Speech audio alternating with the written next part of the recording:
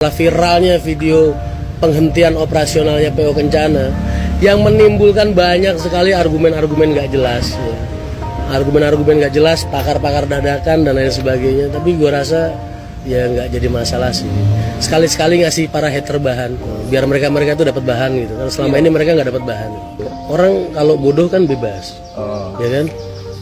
Orang kalau jahat juga bebas. Nggak, karena apa? Karena teori-teori kebaikan nggak nempel sama mereka loh. Tahu ya? Makanya ada pepatah itu bilang susah meyakinkan seekor lalat bahwasanya parfum itu lebih wangi daripada sampah. Tetap aja nongkrongnya di situ terus.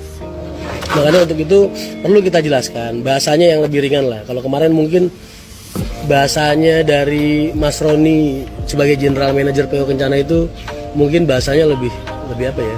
Lebih kurang bisa diterima lah. Tapi pada intinya adalah tidak ada istilah atau apapun atau narasi-narasi yang layak diutarakan ke PO Kencana yang sifatnya itu menyatakan bahwasanya PO Kencana bangkrut atau PO Kencana melakukan bad leasing. Terus apalagi ya sampai kemarin Mas Tony bikin video nyodorin BPKB-nya. Jangan begitulah.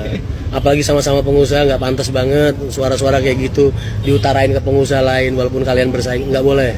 Jadi intinya PO Kencana itu pada saat ini hanya sedang meng-off-kan operasionalnya untuk menata ulang semua. Jadi kalian harus ingat bahwasanya ketika saya bergabung dengan PO Kencana atau sebagai tenaga ahli PO Kencana, itu fungsi saya satu, saya mengawasi SDM. Kedua, saya mengawasi titik keagenan. Tapi dalam artian mengawasi ini kan SDM sudah terbentuk, keagenan juga sudah terbentuk. Yang terbentuk bukan Rian Mahendra, tapi pengurus PO Kencana sebelumnya yang sudah dibuang nah gitulah.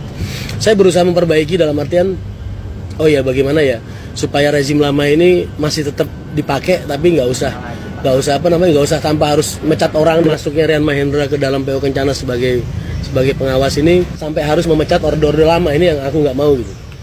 Kita coba untuk membina, coba untuk mendidik, tapi ternyata memang buat PO Kencana kok nggak terlalu banyak ada perubahan signifikan. Maksudnya nggak ada perubahan signifikan dengan hal itu. Maka mereka memutuskan untuk membongkar ulang semua pondasinya. Jadi kalau dulu saya masuk ini di tengah-tengah bangunan sudah berdiri, sekarang yang dibongkar pondasinya. Nah, cuman karena kita sendiri juga sekarang sudah sibuk dengan MTI kita, jadi dulu tuh begini loh mas sejarahnya. Saya tuh waktu saya lagi pengen bikin MTI, ngajuin proyek MTI dan memproses semua proyek tentang MTI, semua hal tentang proyek MTI. MTI itu Mahendra Transport Indonesia. Saya bilang sama beliau, Mas Tony, ownernya Kencana, Mas, saya lagi ada proyek loh mas, bikin perusahaan sendiri. Nggak apa-apa mas Rian, yang penting mas Rian bantuin PO Kencana sebisanya. Oh ya sudah mas, saya bantu. Ya kan, itu posisi pada saat itu bis 4 unit sudah terjual. Mas Tony bilang, tapi bisnya yang 4 biji udah terjual mas. Nggak apa-apa mas, buat saya itu pilihan yang tepat gitu. Karena satu armada itu, biaya maintenance-nya sudah besar dan kurang bisa optimal lah untuk melayani penumpang. Dan posisinya pada saat itu kan sebelum lebaran. Kalau dia jualannya setelah lebaran tambah susah lagi, ntar malah tambah nggak ada yang beli. Jadi jual aja nggak jadi masalah. Akhirnya dijual, jalanlah Kencana 2 unit seperti yang kalian lihat selama ini, double decker. Nah, sekarang PO Kencana ada di fase apit bulan Suro ini kan penumpang sepi nih, operasional. Semua PO sepi, semua. Mungkin semua orang jualan usaha ini sepi. Dan bukan PO Kencana aja satu-satunya perusahaan yang meng-off-kan operasionalnya pada bulan-bulan ini, pada saat-saat kayak gini. Hanya saja kelebihannya PO Kencana ini meng-off-kan juga untuk merestrukturisasi lagi semua sistem dari nol lagi, dari bawah lagi.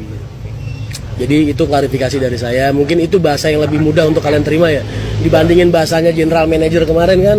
Nah, gitu. Ya jadi janganlah ada narasi-narasi Kencana bangkrut dan lain sebagainya. Ngapain dia bangkrut?